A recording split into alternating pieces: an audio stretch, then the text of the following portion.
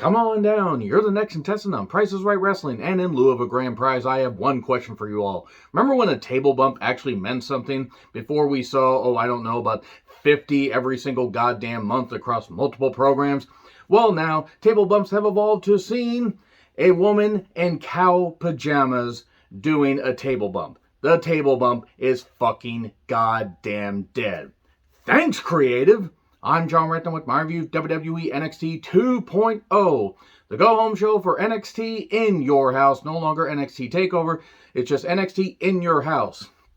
And pretty much unless you are one of the 500 lucky people that get to watch NXT live, you have to sit in your house or in someone else's house or on top of someone else's house using their Wi-Fi and making sure you don't get caught to watch anything that could be in your house. Nevertheless, those predictions will come up in a separate video because I have some things to say about this and I don't want to make videos way too goddamn long. So anyway, go home show for in your house. Remember when the in your house stuff had Todd Pettengill and was actually a whole lot of fun? They tried to give away a house on the first one. Of course, if you're, not around my age, you probably don't remember the original in your house concept. Nevertheless, we start backstage with Diamond Mine, what's left of them. And the Creeds have the night off according to Roderick Strong. It's Roderick Strong and Damon Kemp against Pretty Deadly Glory. It's like if you took the characters that Will Ferrell and Jon Heder had in Blades of Glory and Legolas and Human Centipede them together and mixed them with Idiocy, you would have this gimmick. It's not even anything against the guys. The guys are talented, just the presentation, I fucking can't with this. Kemp has some good skills, but they treat him like, he's this big goddamn deal. I don't recall seeing him wrestle on any NXT 2.0 program before now. Maybe I'm wrong. Maybe he wrestled in the last few weeks and I just totally fucking forgot. So many of these shows blend together. I tend to put a lot of NXT 2.0 out of my mind because there are a few good things and then a lot of bullshit. But nevertheless, I just can't with Pretty Deadly Glory. Anytime I see them, I'm like, they look too goofy. But they can work. Strong got the hot tag. Later, there was this attempt to use the tag team championship as a weapon, use a weapon as a championship, as it were. Good old Rich Brennan using that. Rich used the weapon as a ladder. Brennan, poor guy. Slip-ups happen all the time, and that became a meme. But one of the Creeds took the shot to the head for Strong. But nevertheless, Strong got hit with a heart attack variation 1, 2, 3.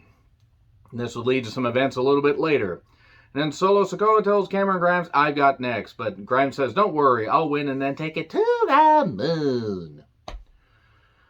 Dookie Nukie Hudson shows up and is crowing about the fact that he beat Steiner via DQ last week. And let me just say right now, anybody that doesn't know what I'm talking about, you can search on Twitter, you can search on Google. Jake Atlas was involved in a, assault and battery situation with his partner that turned out to be Duke Hudson. And I'm just going to say right now, it's terrible that that's how somebody got outed. The only reason I'm saying it here is because it's all out there, so I'm just going to say, fuck Jake Atlas, fuck the fact that he did that. That is fucking bullshit. I don't care how you swing, what way you swing, as long as you're with a consenting adult. But if you do that to your partner, you're a fucking asshole. That's it. Feel bad for Duke Hudson. So, him and Solo are going to have a match tonight. Duke has some good size. Maybe they actually could do something with him instead of just having him float around being really nothing. Like he's just floating around as a big 6'5" guy who, again, has some skills. So, Grayson Waller is talking to a lot of people. Layla Gray is there, the former Layla Gray. I actually don't remember what they're calling her here. She was the beauty in the orange dress. There are a few others, including some big black guy in memory of Aaliyah's shirt or whatever. That. Okay, I mean that's a nice memory or whatever. I mean that shirt was in plain view, just like the end of Aaliyah's career. Moving on from that, who was this guy? They had him forefront. Do we know who he is? Answers in the comments, please. But Waller makes some horse comments, seemingly about, either Fallon Henley, who is a beauty, in all honesty, in my personal opinion, but makes comments about Jensen, and then Briggs shows up and says, how about we have a match later? Briggs, of course, won't take no for an answer. If you know, you know. So, Tony D'Angelo and his goons meet Legoland Phantasm on a yacht. This is one of the worst things that I have seen in a while, and it is nothing against the talent, though I don't really get why Tony D's goons are even there. Like, talent aside, I don't know how good these guys are in the ring. I've seen them in one match, and they were fine. They were fucking fine. The gimmick is all about cool. It's goof. The Tony D'Angelo character has dropped dramatically as far as I'm concerned. Now it's way too cartoonish. And they couldn't decide. Face, heel. First he was getting face reactions, then he had that feud with Peter Dune. And now wants to play by the rules, despite the fact he's used a crowbar for a whole bunch. This was not good for a wrestling show. Electra Lopez, my fucking goodness. This is bad for everybody. Just bad for everybody involved. The idea is they're going to have a 6-man, and the losing team joins the other team's stable. Remember when NXT had good storylines? Simple storylines and stuff that wasn't bullshit? And cutting back and forth and back and forth. They're spending money on this stuff for a feud nobody really cares about. So, Korra Jade makes her entrance. We go to break, and we go back to Electra Lopez. My goodness. I'm always going to say that because she just captivates you whenever you look at her. So, Korra Jade against Electra Lopez. Speed versus power in this. Electra will get there, but she's not there yet, and Korra Jade needs more time. This was not good. There was this awkward spot into the ropes, like where Electra is supposed to take like a head scissors and go through the ropes, and that was really weird. There was a nice blue thunder bomb at this. The timing was way off. Korra does hit a senton 1, 2, 3. And there you go. And then Wes Lee is ready for Zion Quinn. He is ready to keep fighting. And Sangha, I will call him his actual name instead of Sangria because they're giving him somewhat of a defined character. He says, well, you aren't a giant, but you've got a giant heart. That sounds like a serious medical condition that ended the life of Andre the Giant. Go get that checked out. So Roxanne Perez has a pre-tape. She was at an NXT show at age 13. And Natty and I assume Nikki Bella, I don't really care, showed up. And I like Natty, but I don't really give a shit about the Bellas. Showed up and, Roxanne, 13. By the way, this wasn't that long ago. She's only 19 years old. But, she's going to carry on the Bella's legacy. No, Roxanne has talent. There, that'll anger the Bella fans and watch my channel, all 5 of you. But she took a bus, 10 hours each way in the snow.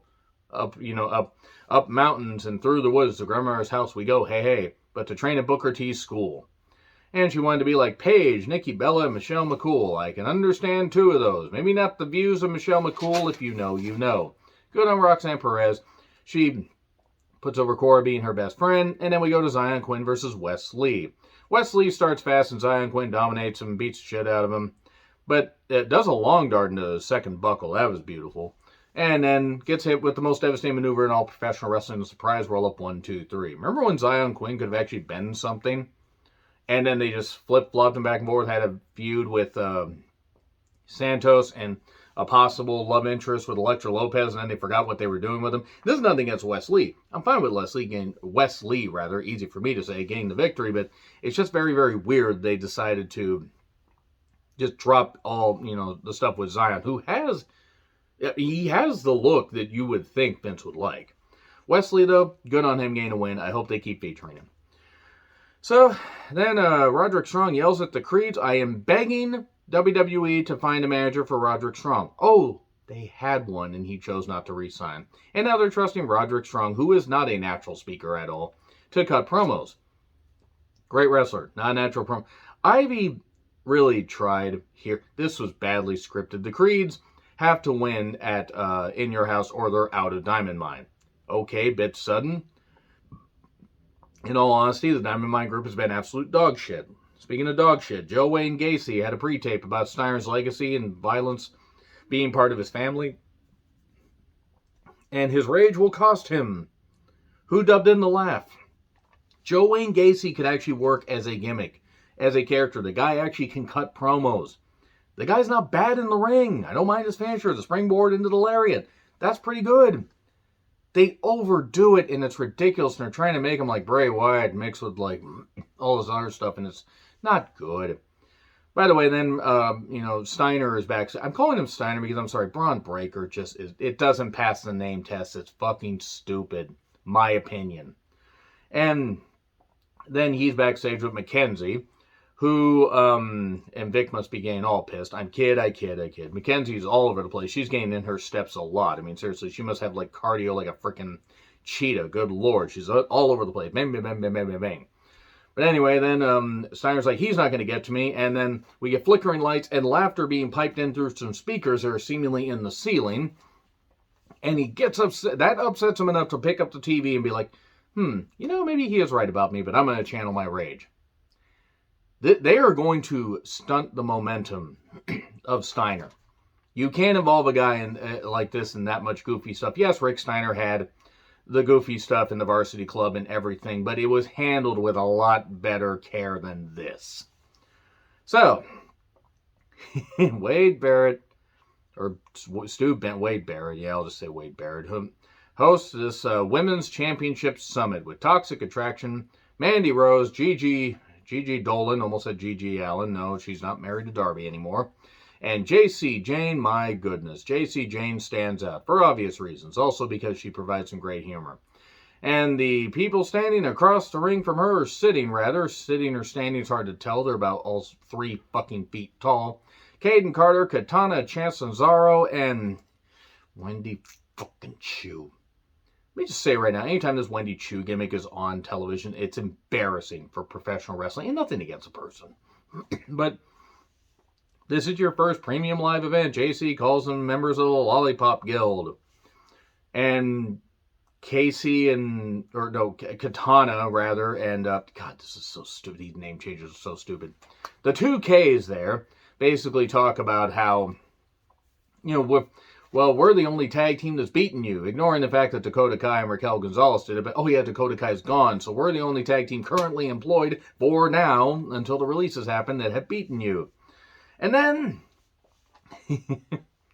we get loud yelling noises when Mandy says put some respect on her name. Yes, and I'm not the biggest Mandy Rose fan, but I think she's done the best she can with trying to reinvent herself and doing this championship run. And then they ruin all that by having Wendy shoot a novelty giant spitball from a novelty giant straw. We get a brawl, and Wendy Chu in a cow pajama outfit hits a sleepy drop through a table on Mandy. And it was at this point that I took a break and came back to it this morning. I was actually planning on reviewing that after work, but I said, no, I'm done. I fucking despise this Wendy Chu game. It's goddamn bullshit. Let's pick up. Ivy Nile was confronted by Kiana James, and I don't understand exactly why they gave them such scripted stuff. And Kiana math is not as good as Steiner math. But then Ivy gets pissed when Kiana says, ha, the Creeds are going to lose, and what are you going to do? She pins her against the locker. I have seen this movie before. Always delete your search history, by the way. Solo took on Dookie Nukie Hudson. I'm going to say that now with charm instead of with, me. Actually, Dookie Nukie is something I took from Joel from Vine Sauce. It was something that he said about Duke Nukem, just in case anybody's wondering. I feel bad for Duke. Fuck Jake Atlas once again. There was a nice jump over the ropes into a German by Duke, and eventually there was a splash 1, 2, 3. Not a bad match, it was just there. And then we get a pre-tape on Miss As If, a.k.a. Tiffany Strattonstone, a.k.a. Good God, I've seen every Valley Girl stereotype rolled into one person, and it's still not as bad as this. That's wordy. Miss As If will do. So we're gonna do the what? And she seems like she has some skills in the ring. This is a bad gimmick.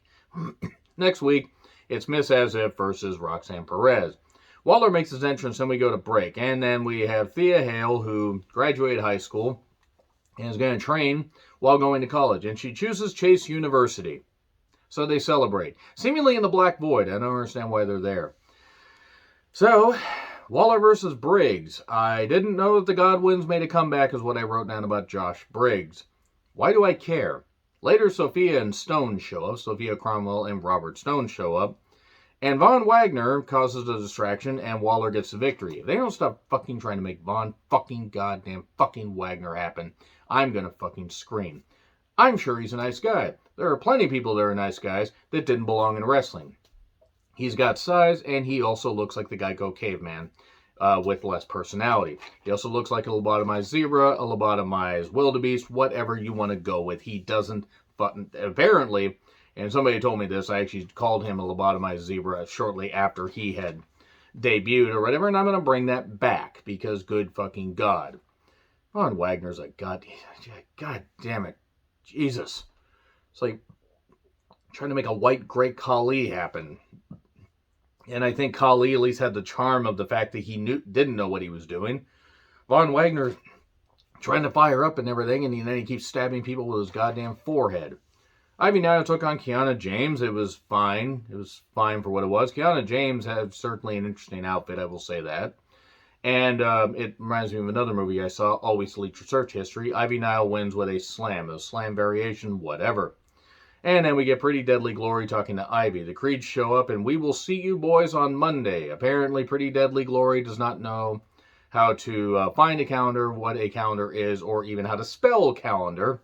And then we get a brief brawl. Giovanni Vinci, the former Fabian Eichner, is going to be another Italian stereotype, because that's just what this fucking show needs, is more goddamn gimmicks. Hayes and Tricky Dicky Williams joins commentary for Grimes versus Nathan Frazier. I hate to say it, but I may have been wrong about Nathan Frazier, because I initially just kind of blew him off. This guy is really good. This guy is really good, in fact. I am worried because of his style he will not have a long prime, but he is pretty goddamn good. I do have one question, though. Why does he have Mega Man lasers in his intro? Actually, it's Mega Man 2 when, Quick Man had all that stuff, bump across, and you had to use the freeze deal to stop it. If you remember, you remember. Totally got those powers wrong. We did get a cave-in 1, 2, 3. Frazier had some good hops. That dive that he does is pretty goddamn good. He's got some real good skills. I just hope he can slow down a little bit. That's just my take.